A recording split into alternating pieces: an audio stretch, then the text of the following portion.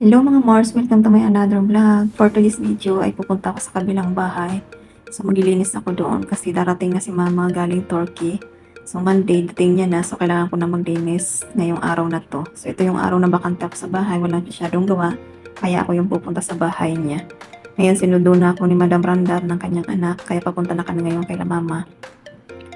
Ito pala sa part ng video ko na to ay galing na kami sa bahay nila mama, kaso pagdating namin doon mali pala yung susing dala ni Madam Randa, so bumalik kami ngayon. Pero ang bumalik na lang sa bahay nila para kunin yung susi ay yung anak niya. So kami dalawa ni Madam Randa ay pumunta na kami dito sa Danube para bumili ng mga gulay para kay mama at mga prutas. Saka yung mga cheese na kailangan ni mama pag kumakain. So ito, pakita ko sa inyo yung ganap dito sa Danube. So ito, tingin-tingin kami. Napakaganda lang dito sa Danube kasi very organized talaga yung mga display nila. Napakagandang mamili kaysa doon sa ibang bilihan dito. Dito talaga napakalinis ng bilihan at napaka-organized kaya nakakatuwang mamili dito. So ayan, bibili na si Madam Randa ng cheese para kay mama. At ako naman nag-iikot-ikot yung aking mata at amis na amis talaga ako sa mga display na napakagandang tingnan, ang sarap sa mata kasi sobrang organized talaga. So ito yung part na to ay part ito ng mga pickles, ang dami yung pamimilian. So dito naman sa part na to ay mga olives, iba't ibang olives, napakarami lang pwedeng pamilian dito. So kasi dito napakahilig nila sa olives, hindi sila pwedeng kakain na wala talagang olives sa pagkainan nila. So dito naman sa part na to, ito yung bilihan ng mga matadela, mga sausage, yung mga palaman nila sa tinapay tuwing breakfast nila.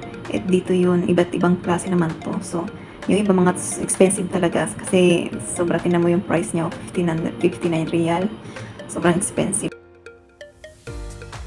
Dito naman sa part na to, dito na yung mga sweets, yung mabibili. May mabibili ka rin naman ditong mura sa mga sweets na to, pero mga maliliit na variants lang. Pero yung iba talaga mga expensive. Pero ang cute nila yan, ay katulad nito, may mabibili ka dito, 7 real lang sa mga sweets na ito. So yan, sale kasi siya. So yan, yung strawberry na yan, may 5 real. Pero dito pagdating sa mga cake yan, may expensive na 89 real na siya. So ito na yung part ng mga sa tinapay naman. Ang sarap niya sa mata pero ang sakit sa bulsa. Kapag wala kang pera, wala. Dito na tayo sa part ng mga spices. So, yan, ang mamahal din ng mga kilo-kilo na spices nila. Lahat yan gamit sa pagluluto. So, ayun, buong area na yan, puro lang yan mga spices. So, ayan, makita nyo, diba? Oh, napakaganda ng organize nila ng bawat display. Kitang-kita mo talaga yung mga gusto mong bilhin. Ayan, oh, diba? Ang ganda ng pagkaka-display nila, napakalinis. Ayan, dito sa part nito, ito na yung mga condiments, mga palaman, mga hotdog. Ito, naglumili na ng itlog si Madam Randa para kay mama. So, ito yung part naman ng mga itlog. Ito yung area na to. Dito lang sila. So, ito naman yung part ng mga dates, sari-saring dates. So, mamimili ka. Kaya yung mga mahilig sa dates dyan, kaway-kaway, ang dami mong pamimilian. So, dito naman kami sa part nito ng bilihan ng mga gulay sa prutas. Dito kami medyo nagtagal kasi hirap na hirap siya mamili ng mga prutas at gulay na gugustuhin ni mama. Kasi syempre may edad na, so mapili na sa pagkain. Kaya ayan, hirap si mamili. So ito, tapos na kami dito mamili. So lalabas na kami. Kasi nga, pupunta na kami kay mama. So ito na yung time na diretso na kami sa bahay niya. Antayin na lang namin yung anak niya kumuha ng susi para sa bahay ni mama. Kasi palpak yung susi na nadala niya. So ngayon, nag-antay muna kami dito sa labas. So naisipan niya, bumili muna kami ng kape. So dito kami sa Dunkin Donuts. So yan, tinatanong muna kung ano yung gusto ko. What type of donut you want? Would like with chocolate or with the Vanilla flavor only lang. want cappuccino? Yeah. So ayan, pumasok na kami sa loob ng Dunkin Donuts. Antay na lang ng order ni Madam Randa. So bilang dumating na yung anak niya, kaya iniwan na namin yung anak niya lang ang kumuha ng in-order namin.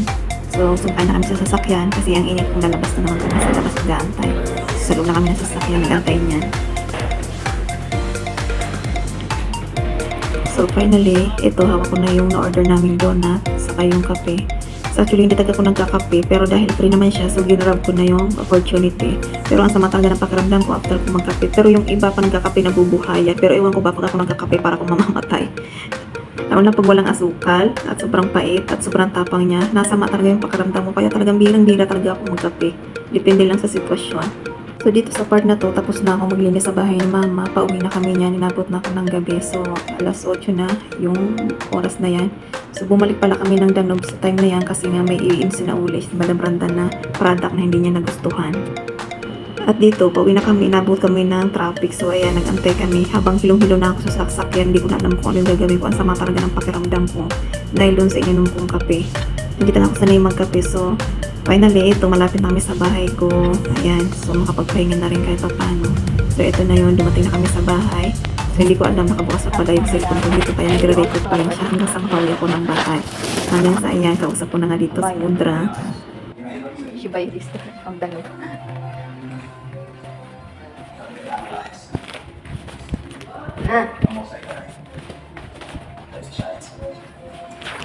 Sa part na to, tinatanong niya kung ano yung mga binili sa akin halang sa Danube.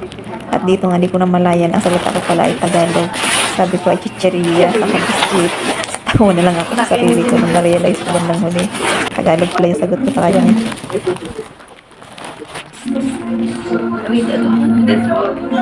Ay, baya.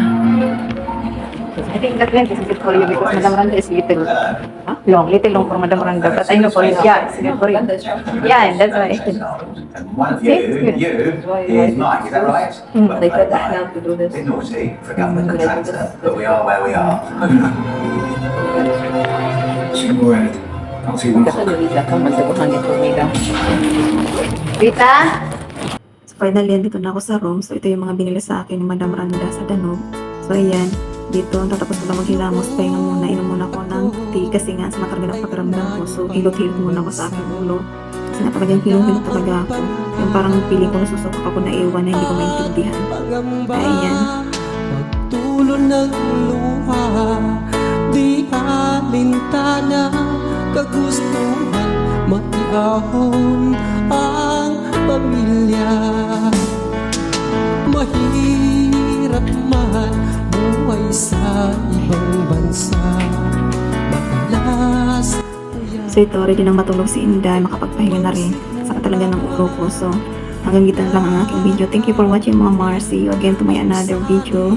Thank you for watching. Bye-bye. Good night, everyone. Ang pamilya.